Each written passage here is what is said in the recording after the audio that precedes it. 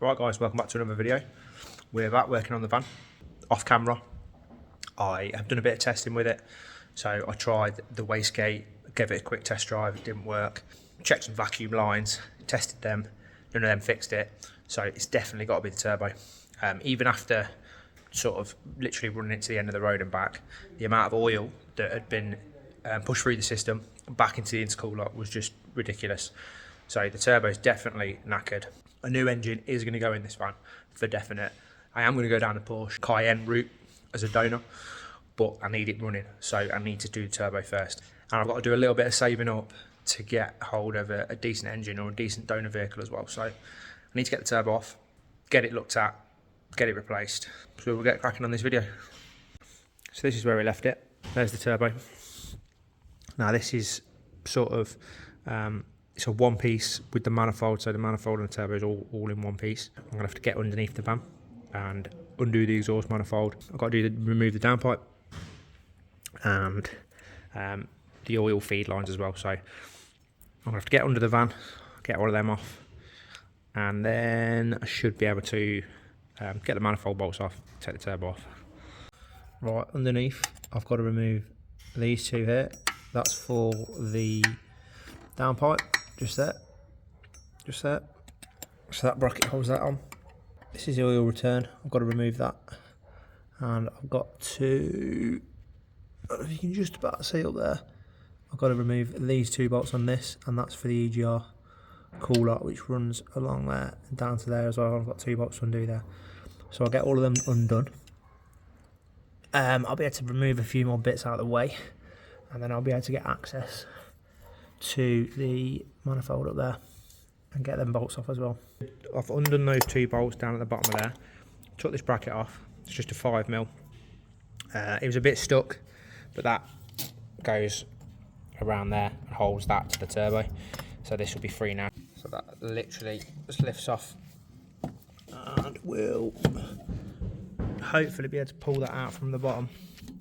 Don't want to undo the whole exhaust really. There's a bit of a flexi pipe on it, so there is a bit of movement in there, but that's off. Okay, that's one step. We'll carry on. I need to get down there.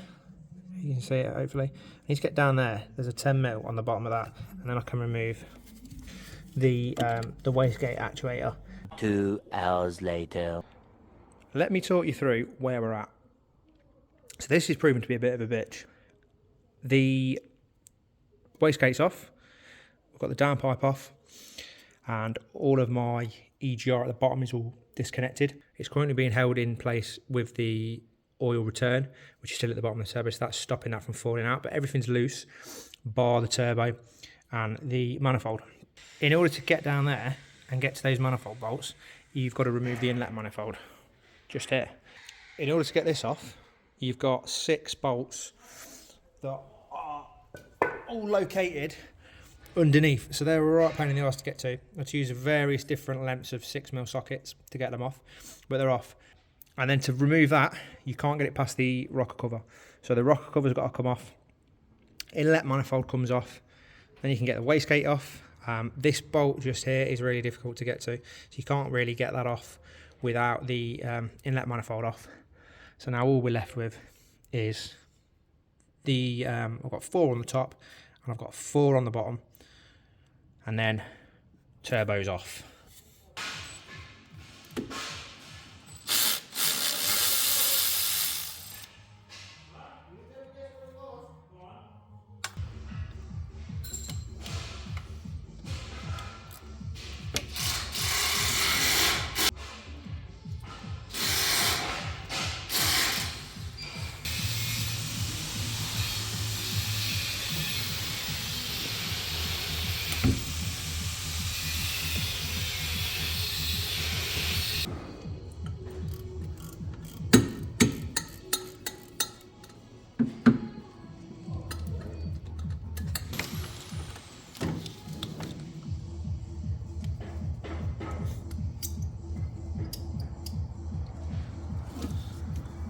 Alright, that's the last bolt. Hopefully this will come up.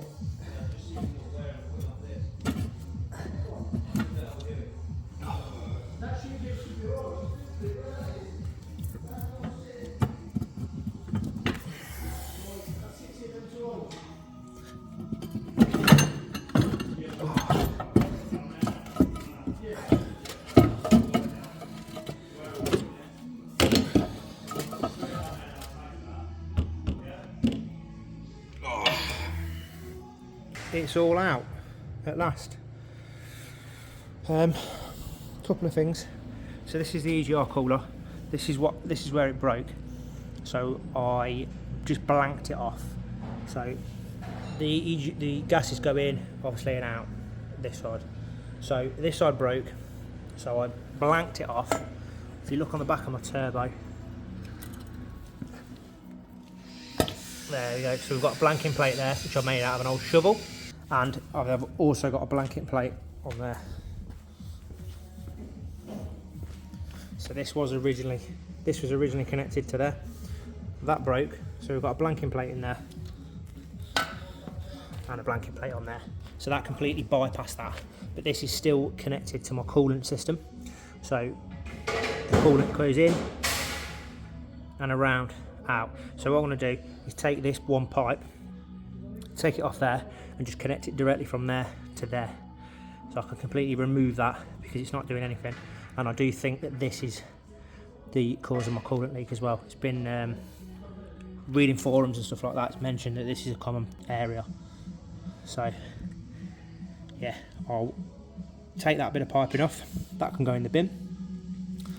That can go in the bin, but I will try and examine it a little bit further and just see if there's any obvious damages. I'll put my rocker cover back on just so that the engine's not exposed. It wasn't ideal, to be honest, lifting that out of there with that all empty, but I didn't have much of a choice. I've managed to not drop anything in there, so we're all good. But I'll put the cover back on. Obviously, when this is rebuilt, we'll put a new gasket on there. We'll clean all that surface up and put a new rocker cover gasket on. But that is one big job done. Now, just got to get a new turbo, fit it, see if that's fixed the problem. Fingers crossed.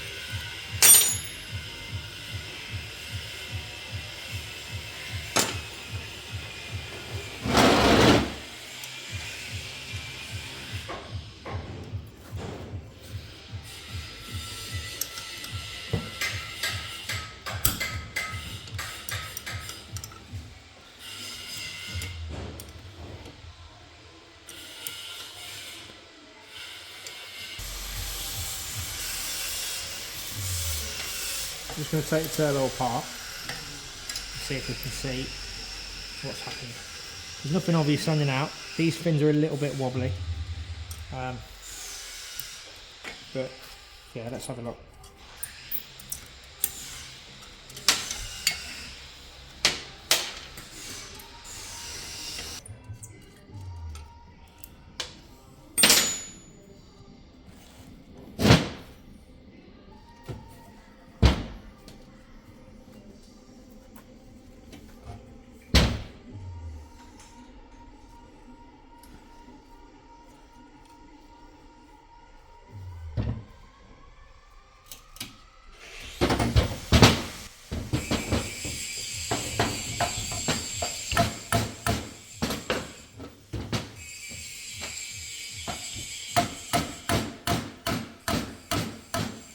Off camera, I've just had to give this a right whack.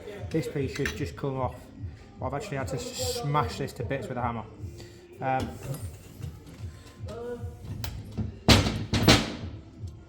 Full of carbon in there. Right, pretty sure I know what's wrong with it. Other than the state of it, that shaft goes through there. It's threaded.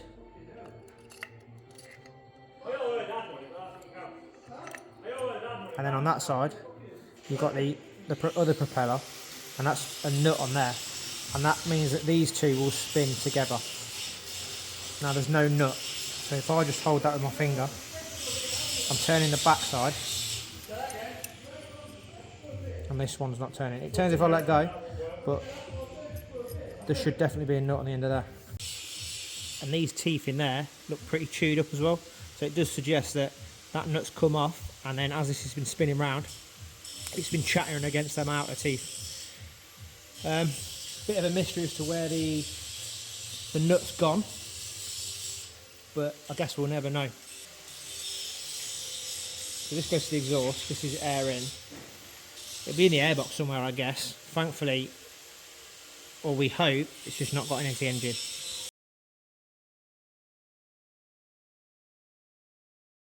Let's take a look at replacing this. So this is what I need to replace. This is the ECU. This is the ABS pump. Obviously all the brake lines going in. This is the controller for it, and this is what's faulty. I'm not getting any signal from this to the dash, so therefore I've got no speedo. I've got all my warning lights on. Change the sensors, change the ABS sensor. So this is the only thing left to replace. These can be repaired. So you can take these off, send them off. They cost about 300 quid to be sort of repaired and then sent back to you. But I picked up another one for virtually nothing from Red Breakers months ago. So I'm going to get that one. I'm going to take the ECU off that one, put it on this one, and see if it fixes the problem. Here's the replacement. That's how it sits in the van. This piece is the bit I need. It's got the plug on the back, and it's got just 3 little Torx screws holding it in. So if I remove those 3 Torx screws, I'll remove this computer, and I should be able to get these off without removing this from the van, without removing the brake lines. Fingers crossed.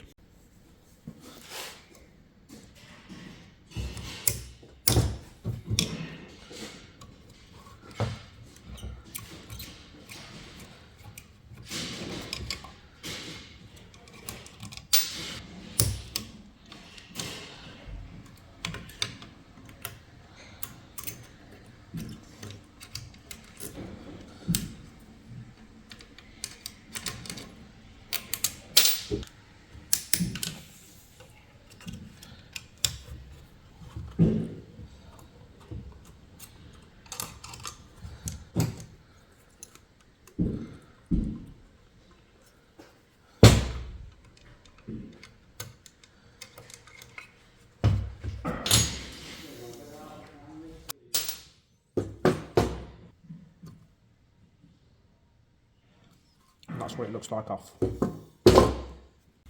Just by moving this bit of wiring, because that did originally sit there, that's got me access to get in there, and I'll just use a ratchet with a little Torx bit on the end of it just to get in there, crack those all off, draw them out.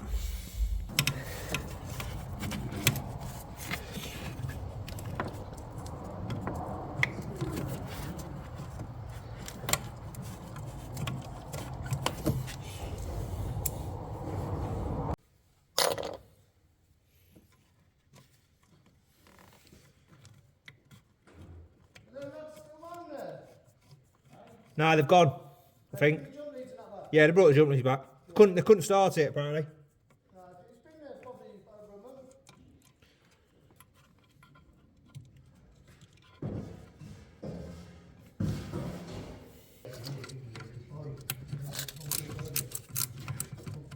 One of them ones.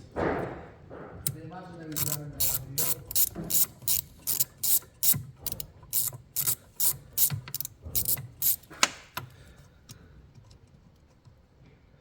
I've done the pump.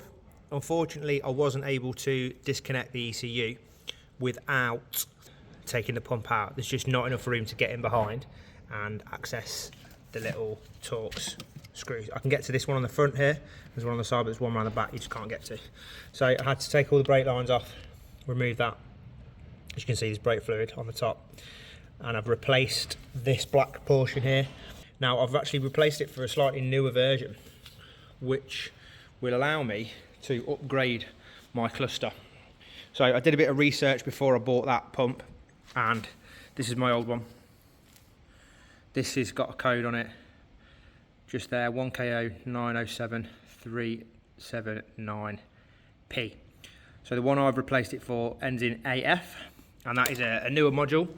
And what that does is allow me to communicate with these, which are the newer Volkswagen instrument cluster.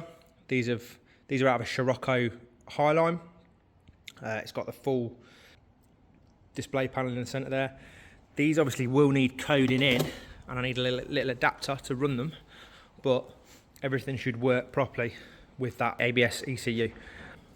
Like I say, I will have to get a little adapter which will go from my existing wiring to that, because the fittings are different on the back of the cluster, but they should communicate.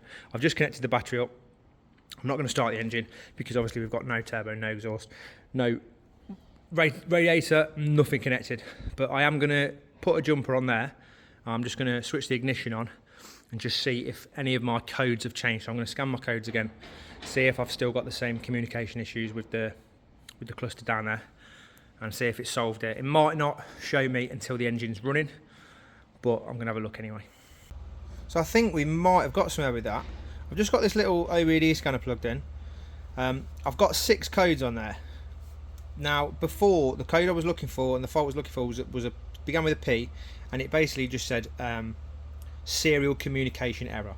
So that means there's a communication between some components, obviously. Now, bear in mind, there's a lot of things that are not plugged in at the minute on this van. So I'm going to read the codes. I've got turbo supercharger wastegate solenoid. Yeah, obviously it's not plugged in, it's off. I've got boost sensor. It's off, it's not plugged in. I've got throttle pedal position sensor. Again, nothing's plugged in. Exhaust gas recirculation system performance. Again, it is not plugged in. Air intake sensor, circuit high. Again, it's not plugged in. And that is it.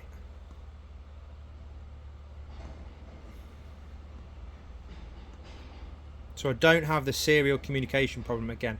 Now, without starting the car up, I'm not going to know for sure, but I'm pretty sure that that has solved that problem. I should have my speedo working again now, and I should have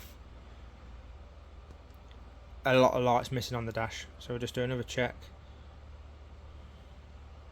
Exhaust gas, turbo, yeah.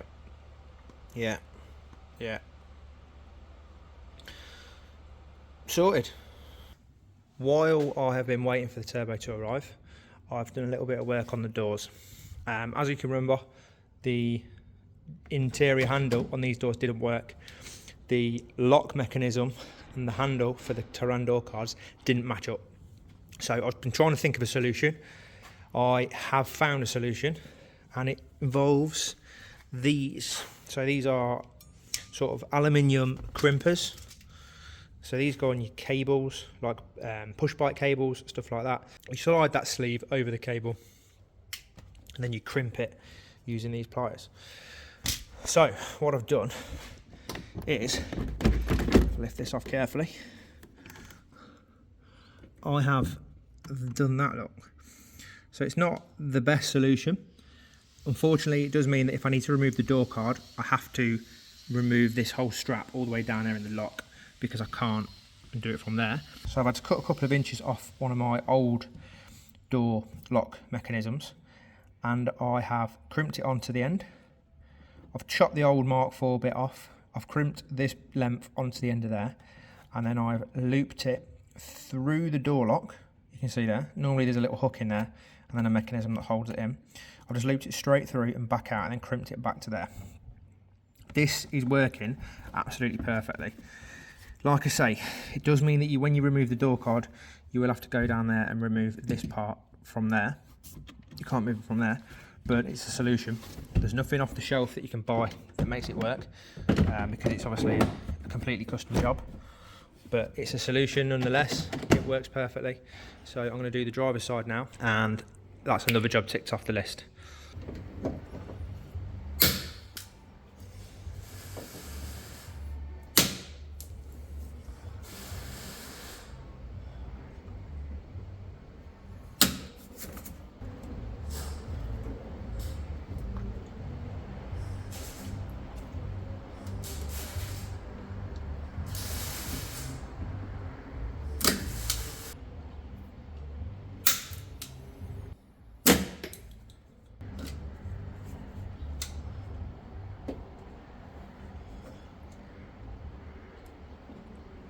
I'm just going to chop about that much. Just leave a few mil left in there. I'm going to trim a little bit of plastic off there. I'm going to pass that through. I've to open the door a little bit to make it easier. Pass that through there. Like that. Bring that around. And then we're just going to crimp those together like that.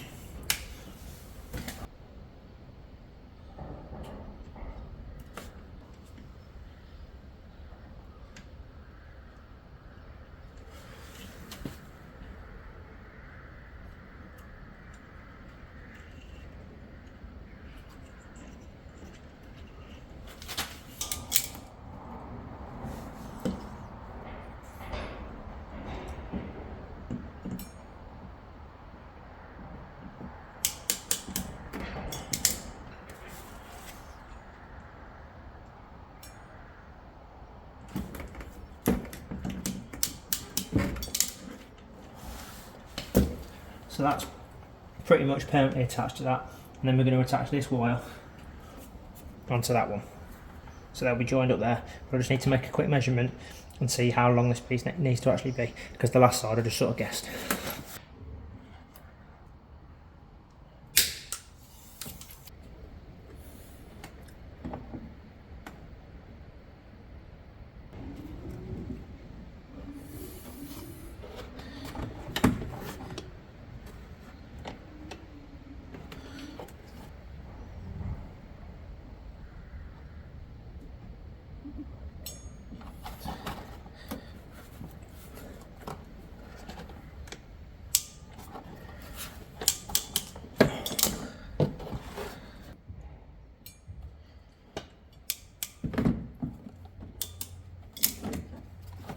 That's those two connected. Hopefully that will reach. No, it will yet. And the door should work. Let's find out. And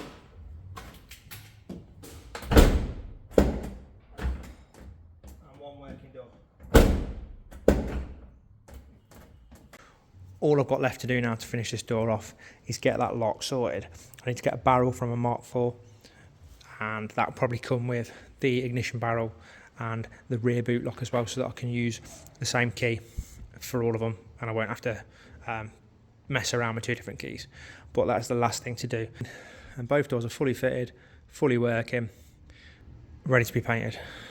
I'm going to cut this video there just while I'm waiting for parts to rebuild the van. Thank you so much once again for watching if you've got this far. And if you want to carry on watching, really appreciate it if you could hit the subscribe button. If you like the video, please give the video a like. And join me for the next video when I replace the turbo. We'll fire her up, take it for a little test drive and see if it's fixed the problems. Thank you so much once again for watching, and I'll see you on the next video.